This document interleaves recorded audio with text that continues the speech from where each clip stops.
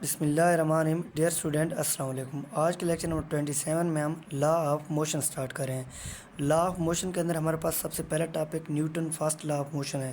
तो इस लेक्चर में हम Newton first law of motion पढ़ेंगे और लास्ट पे इंक्लाइंड प्लेन के बारे में पढ़ेंगे। तो Newton first law of motion, every body continues in its state of rest और of uniform motion along a straight line unless and until an external force is applied। Newton first law of motion हमें कहता है कि कोई भी body अगर rest पे पड़ी है तो रेस्ट में रहेगी, अगर यूनिफॉर्म मोशन स्ट्रेट लाइन कर रही है तो वो यूनिफॉर्म मोशन स्ट्रेट लाइन करेगी, यहाँ तक कि जब तक एक्सटर्नल फोर्स उस पर अप्लाइड ना हो। जब तक एक्सटर्नल फोर्स आप अप्लाइड नहीं करेंगे तब तक वो बॉडी अगर रेस्ट में है तो रेस्ट में रहेगी, अगर यूनिफॉर्म मोशन कर रही है तो यूनिफॉर्म मोशन करेगी। If F net is equal to zero, F1 plus F2 plus Fn, हमारे पास सम ऑफ फोर्स अगर ज़ीरो हैं तो हमारे पास एक्सलेशन नेट एक्सलेशन ज़ीरो होगा। जब नेट एक्सलेशन हमारे पास ज़ीरो होगा तो वेलोसिटी हमारे पास क्या होगी, कांस्टेंट होगी। वेलोसिटी हमारे पास क्या होगी, कांस्टेंट होगी। तो हमारे पास Newton first law of motion जो है इक्विलिब्रियम स्टेट में होगा। अगर रेस्ट में है, अगर कोई बॉडी रेस्ट में है तो हमारे पास स्टैटिक इक्विलिब्रियम आ जाएगी। अगर कोई बॉडी हमारे पास मोशन में है कांस्टेंट वेलोसिटी के साथ तो डायनामिक इक्विलिब्रियम आ गई। आगे हमारे पास क्वेश्चन है, the masses move upward at a constant speed.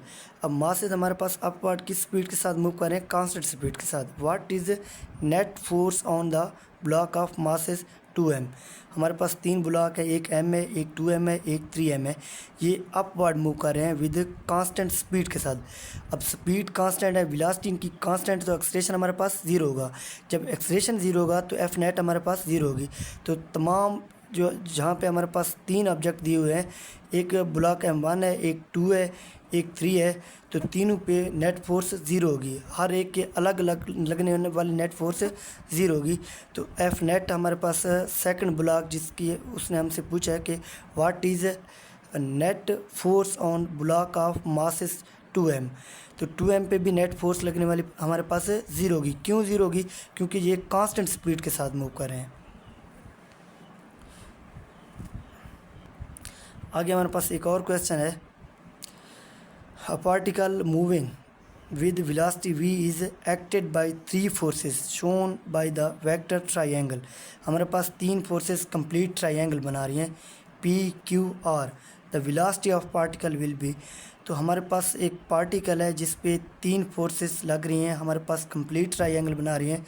तो हमने उस पार्टिकल की वेलोसिटी बतानी है। हमारे पास 3 फोर्सेस हैं, क्यू आर, आर पी और पी क्यू।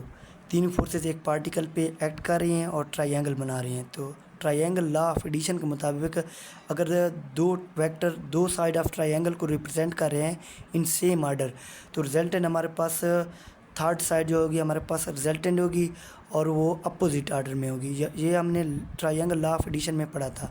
तो Q R plus R P is equal to Q P, Q R plus R P is equal to Q P. तो क्यू पी हमारे पास पी क्यू जो है हम इसको माइनस क्यू पी लिख सकते हैं, same magnitude but opposite in direction. P Q is equal to minus Q P.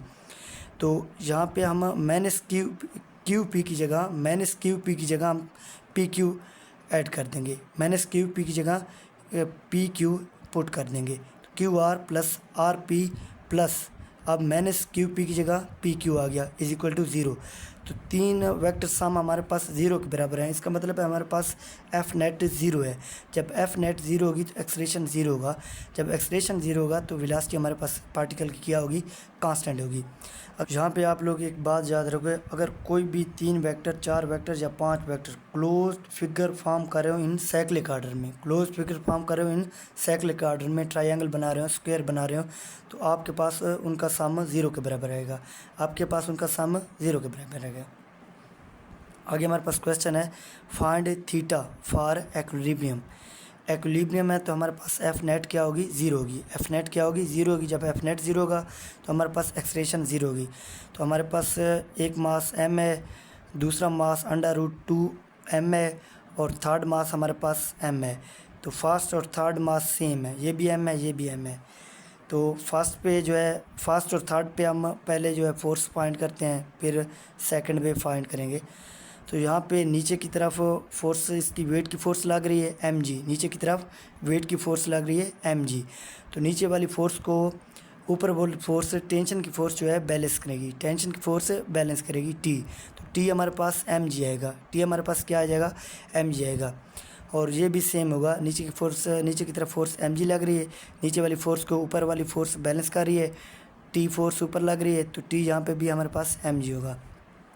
एक बात आप लोगों ने याद रखनी है, हमारे पास अगर स्प्रिंग जो है सेम हो, यहाँ पे हमारे पास एक ही स्प्रिंग है, यहाँ पे एक ही स्प्रिंग आ रहा है, एक ही, अगर हमारे पास एक ही स्प्रिंग हो तो टेंशन की फोर्स हमारे पास सेम ही रहेगी, टेंशन की फोर्स चेंज नहीं होगी, सेम ही रहेगी। अगर स्प्रिंग हमारे पास सेम है, मासलेस स्प्रिंग के लिए टेंशन की फोर्स सेम ही रहेगी, चेंज नहीं होगी।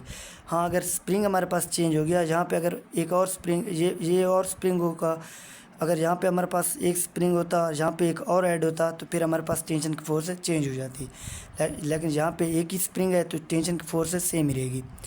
अब सेंटर वाला मास जो हमारे पास √2m है, यहाँ पे दो फोर्स, नीचे जो फोर्स लग रही है √2mg लग रही है, ऊपर की तरफ दो फोर्स लग रही हैं, एक इस साइड पे फोर्स लग रही है t cos थीटा, एक इस साइड पे फोर्स लग रही है t cos थीटा, और दूसरी इस साइड पे जो फोर्स लग रही है ये भी हमारे पास t cos थीटा है, ये भी t cos थीटा है, ये भी t cos थीटा है।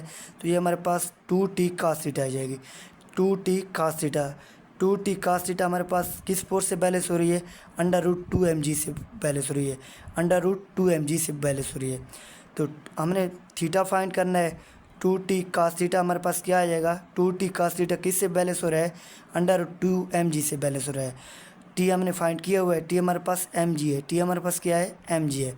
तो t की वैल्यू यहाँ पे पुट कर दें, तो 2 × mg cos theta is equal to √2mg, mg से mg कट जाइएगा, 2 cos थीटा आपके पास क्या आ जाएगा, √2 आ जाएगा, cos थीटा आपके पास आ गया √2/2 आ जाएगा। 2 को आप √2 × √2 भी लिख सकते हैं, √2 × √2 ऊपर वाले √2 से कट जाएगा, तो cos थीटा आपके पास आ जाएगा 1/√2 आ जाएगा, 1/√2 आ जाएगा। तो cos थीटा 1/√2 कब आता है, जब हमारे पास थीटा 45 डिग्री हो, जब थीटा 45 डिग्री हो, तो थीटा हमारे पास आ गया। आगे हमारे पास एक और क्वेश्चन है, हमने ए ब्लॉक का मास बताना है, ए ब्लॉक का क्या बताना है, मास बताना है। और हमारे पास 3 ब्लॉक हैं, एक सी ब्लॉक है जिसका मास 2 kg है, एक बी ब्लॉक है जिसका मास 2 kg है, और ए ब्लॉक का मास हमने बताना है। तो ये हमारे पास इंक्लाइंड प्लेन है, हाँ ये हमारे पास क्या है, इंक्लाइंड प्लेन है, 30 डिग्री हमारे पास, थीटा हमारे पास क्या है, 30 डिग्री है, थीटा हमारे पास क्या है, 30 डिग्री है। हमारे पास इंक्लाइंड, अगर हमारे पास इंक्लाइंड प्लेन हो और हमारे पास कोई ब्लॉक हो, अगर रेस्ट पे है तो उस पर नॉर्मल फोर्स ऊपर की तरफ मूव करी है, और नीचे की फोर्स जो है mg cos थीटा है। नॉर्मल फोर्स किस फोर्स से बैलेंस हो रही है, mg cos थीटा है।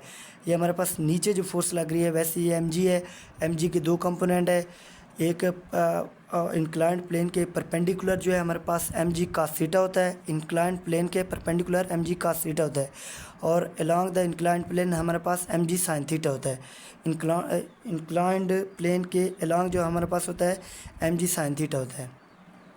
तो यहाँ पे हम सबसे पहले जो है सी ब्लॉक को देखते हैं। सी ब्लॉक के ऊपर की तरफ टेंशन की फोर्स लग रही है, नीचे की तरफ हमारे पास 2g फोर्स लग रही है, नीचे की तरफ 2g फोर्स लग रही है, टेंशन की फोर्स हमारे पास 2g फोर्स से बैलेंस हो रही है, तो t हमारे पास 2g आ जाएगा।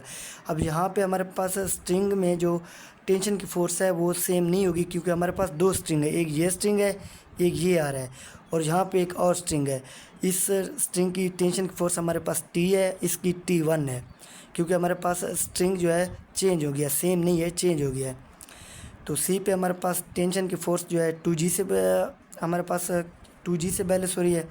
अब बी पे हम देखते हैं जिसका मास हमारे पास 2 kg है, तो बी पे ऊपर की तरफ t1 की फोर्स लग रही है, बी पे ऊपर की तरफ t1 की फोर्स लग रही है, जो हमारे पास t फोर्स से बैलेंस हो रही है, प्लस साथ में mg sin थीटा लग रहा है, साथ में हमारे पास mg sin थीटा लग रहा है। मास हमारे पास 2 है, मास 2 kg है, और थीटा हमारे पास 30 डिग्री है, तो t1 हमारे पास आ जाएगा t plus 2g sin theta आ जाएगा, t plus 2g sin theta आ जाएगा। t हमारे पास 2g है, यहाँ पे 2g पुट कर देंगे, 2g plus 2g sin theta, sign हमारे पास, थीटा हमारे पास 30 डिग्री है, तो साइन 30 डिग्री हमारे पास 1/2 होता है, तो 2 से 2 कट जाएगा, और 2G प्लस हमारे पास G हमारे पास 3G के बराबर है। तो T1 हमारे पास 3G आ गया, T1 हमारे पास 3G आ गया। अब हम ब्लॉक ए पे आ गए, ब्लॉक ए पे हमारे पास ऊपर की तरफ T1 की फोर्स लग रही है, नीचे जो है mg फोर्स लग रही है, नीचे mg, T1 की फोर्स mg से बैलेंस हो रही है। तो T1 हमारे पास mg आ जाएगा, T1 हमारे पास 3G है, हमने मास फाइंड करना है ब्लॉक ए का। तो T1 हमारे पास क्या है, mg है। तो यहाँ पे अब T1 हमारे पास 3G है, 3G रखेंगे, 3G is equal to mg, g से g काट जाएगा तो m हमारे पास 3 kg आ गया।